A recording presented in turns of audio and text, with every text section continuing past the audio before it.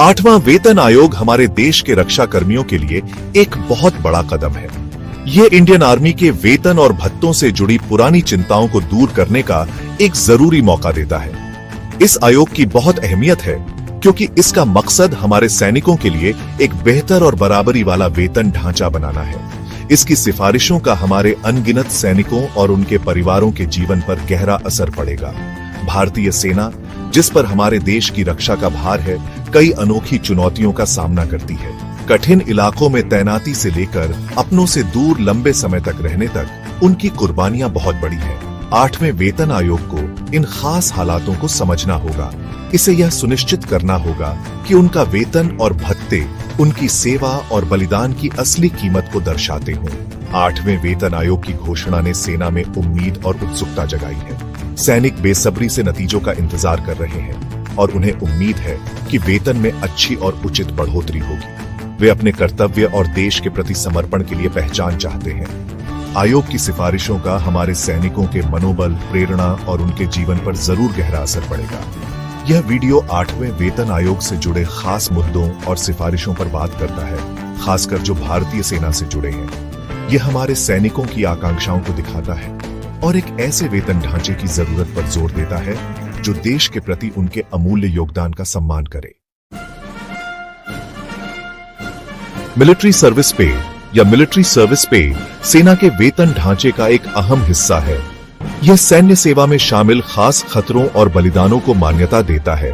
8वां वेतन आयोग अफसरों और जवानों दोनों के लिए मिलिट्री सर्विस पे का फिर से मूल्यांकन और समायोजन करने का एक महत्वपूर्ण मौका देता है। सभी रैंकों में निष्पक्षता और समानता सुनिश्चित करने के लिए यह समायोजन बहुत जरूरी है। एक मुख्य मांग जूनियर कमीशन्ड ऑफिसर्स और अन्य रैंकों के लिए मिलिट्री सर्विस पे में समानुपातिक वृद्धि की है। ऑपरेशनल काम में उनकी अहम भूमिका को देखते हुए उनके मिलिट्री सर्विस पे को अफसरों के बराबर लाया जाना चाहिए। एक खास अध्ययन शायद इंडियन इंस्टीट्यूट ऑफ मैनेजमेंट और रक्षा थिंक टैंक जैसे सम्मानित संस्थानों के साथ मिलकर उचित मिलिट्री सर्विस पे स्तर तय करने में मदद कर सकता है। इसके अलावा इस बात पर भी सहमति बढ़ रही है कि मिलिट्री सर्विस पे को कंपोजिट ट्रांसफर ग्रांट और हाउस रेंट अलाउंस जैसे भत्तों की गणना में शामिल किया जाना चाहिए। फिलहाल मिलिट्री सर्विस पे को केवल पेंशन की गणना में शामिल किया जाता है, जो सेवा के दौरान इसके महत्व को ठीक से नहीं दर्शाता है। मिलिट्री सर्विस पे को इन भत्तों में शामिल करने से तुरंत वित्तीय राहत मिलेगी और एक सैनिक के पूरे करियर में इसके महत्व को मान्यता मिलेगी। मिलिट्री सर्विस पे के अंतर को दूर करना सिर्फ वित्तीय मुआवजे के बारे में नहीं है, यह सभी रैंकों द्वारा उठाए गए समान जोखिमों और बलिदानों को स्वीकार करने के बारे में है। मनोबल बढ़ाने, एकता की भावना को बढ़ावा देने और भारतीय सेना की तैयारी सुनिश्चित करने के लिए एक उचित और समान मिलिट्री सर्विस पे ढांचा जरूरी है। स्टेटस समानता का मुद्दा सेना के लिए लंबे समय से एक चिंता का विषय रहा है। खासकर भारतीय प्रशासनिक सेवा और भारतीय पुलिस सेवा जैसी ग्रुप ए सेवाओं में अपने नागरिक समकक्षों की तुलना में स्टेटस में कमी का एहसास होता है। 8वें वेतन आयोग को इस असमानता को दूर करना होगा और यह सुनिश्चित करना होगा कि सशस्त्र बलों के अधिकारियों को वह सम्मान और मान्यता मिले जिसके वे हकदार हैं। इस अंतर को पाटने का एक तरीका सशस्त्र बलों के अधिकारियों को नॉन फंक्शनल अपग्रेड देना है। नॉन फंक्शनल अपग्रेड एक ऐसा तरीका है जो बिना रैंक या पदनाम में बदलाव किए वरिष्ठता के आधार पर वेतनमान में अपग्रेड देता है। इसे पहले ही अन्य केंद्र सरकार के संगठनों और केंद्रीय सशस्त्र पुलिस बलों में लागू किया जा चुका है। सशस्त्र बलों के लिए नॉन फंक्शनल अपग्रेड का विस्तार स्टेटस समानता हासिल करने की दिशा में एक महत्वपूर्ण कदम होगा। इसके अलावा सशस्त्र बलों के अधिकारियों की भूमिकाओं, जिम्मेदारियों और सेवा शर्तों की उनके नागरिक समकक्षों के साथ तुलना करने के लिए विशेष अध्ययन किए जाने चाहिए। इन अध्ययनों को स्टेटस, सुविधाओं और विशेषाधिकारों में किसी भी मौजूदा असमानताओं की पहचान करने और उन्हें ठीक करने पर ध्यान केंद्रित करना चाहिए। लक्ष्य यह सुनिश्चित करना है कि मान्यता और सामाजिक स्थिति के मामले में सशस्त्र बलों के साथ अन्य विशिष्ट सेवाओं के समान व्यवहार किया जाए। स्टेटस समानता के मुद्दे को संबोधित करना श्रेष्ठता की मांग के बारे में नहीं है, बल्कि निष्पक्षता और समानता सुनिश्चित करने के बारे में है। यह इस बात को पहचानने के बारे में है कि हमारे सैनिकों द्वारा किए गए बलिदान अक्सर अपनी जान जोखिम में डालकर उस राष्ट्र से अत्यधिक सम्मान और स्वीकृति के पात्र हैं जिसकी वे सेवा करते हैं। चौथा भाग, एक उचित मांग, भत्तों में मिलिट्री सर्विस पे को शामिल करना और टैक्स में छूट।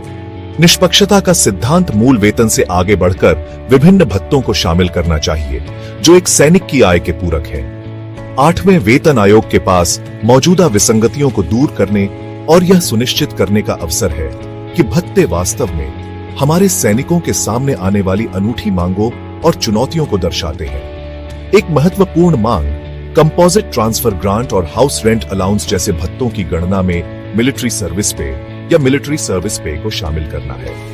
वर्तमान में मिलिट्री सर्विस पे को केवल पेंशन गणना में शामिल किया जाता है, जो सेवा के दौरान किए गए बलिदानों के लिए पर्याप्त रूप से क्षतिपूर्ति नहीं करता है। इन भत्तों में मिलिट्री सर्विस पे को शामिल करने से तत्काल वित्तीय राहत मिलेगी, खासकर जूनियर कमीशन अधिकारियों और अन्य रैंकों के लिए, और सैन्य सेवा से जुड़े अंतर्निहित जोखिमों को मान्यता मिलेगी। एक और प्रासंगिक मुद्दा कठिनाई भत्तों पर कराधान का है। ये भत्ते सैनिकों द्वारा सामना की जाने वाली असाधारण परिस्थितियों जैसे उच्च ऊंचाई वाले क्षेत्रों में तैनाती, आतंकवाद विरोधी क्षेत्रों और दूरस्थ सीमा चौकियों की भरपाई के लिए है। इन भत्तों पर कर लगाने से उनका उद्देश्य ही कमजोर हो जाता है। इसलिए 8वें वेतन आयोग को कठिनाई भत्तों को आयकर से मुक्त करने पर विचार करना चाहिए। केवल मूल वेतन घटक पर ही कर लगाया जाना चाहिए, यह सुनिश्चित करते हुए कि सैनिकों को इन भत्तों का पूरा लाभ मिले। इन चिंताओं को दूर करके 8वां वेतन आयोग हमारे सैनिकों की भलाई के प्रति वास्तविक प्रतिबद्धता प्रदर्शित कर सकता है। सशस्त्र बलों के भीतर प्रतिभा को आकर्षित करने और बनाए रखने और यह सुनिश्चित करने के लिए कि हमारे सैनिकों को उनकी सेवा और बलिदान के लिए पर्याप्त रूप से मुआवजा दिया जाए, एक उचित और न्याय संगत भत्ता संरचना आवश्यक है। भाग 5, तनाव को पहचानना, कठिनाई भत्ते और ऑपरेशनल विचार। सैन्य सेवा की प्रकृति में अक्सर महत्वपूर्ण कठिनाई और जोखिम शामिल होते हैं। सैनिकों को अक्सर चुनौतीपूर्ण इलाकों में तैनात किया जाता है, उनके परिवारों से अलग किया जाता है और जीवन के लिए खतरनाक स्थितियों का सामना करना पड़ता है। 8वें वेतन आयोग को इन असाधारण परिस्थितियों को पहचानना चाहिए और यह सुनिश्चित करना चाहिए कि कठिनाई भत्ते हमारे सैनिकों द्वारा सहन किए गए तनाव और बलिदान की पर्याप्त रूप से भरपाई करें। मौजूदा कठिनाई और जोखिम से संबंधित भत्तों की पूरी समीक्षा आवश्यक है। ऊंचाई, जलवायु, अलगाव और ऑपरेशनल गति जैसे कारकों पर सावधानी पूर्वक विचार किया जाना चाहिए।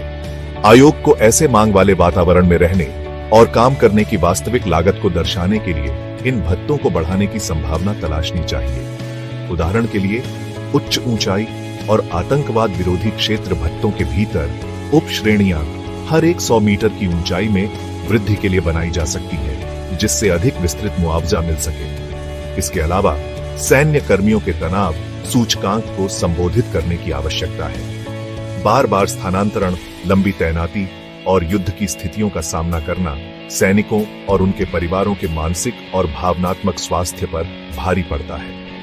8वें वेतन आयोग को इस तनाव को कम करने के उपायों पर विचार करना चाहिए, जैसे कि बढ़ी हुई छुट्टी नीतियां, मानसिक स्वास्थ्य सेवाओं तक बेहतर पहुंच और तैनाती के दौरान परिवारों का समर्थन करने की पहल। हमारे सैनिकों द्वारा सामना की जाने वाली अनूठी कठिनाइयों को पहचानना केवल वित्तीय मुआवजे के बारे में नहीं है,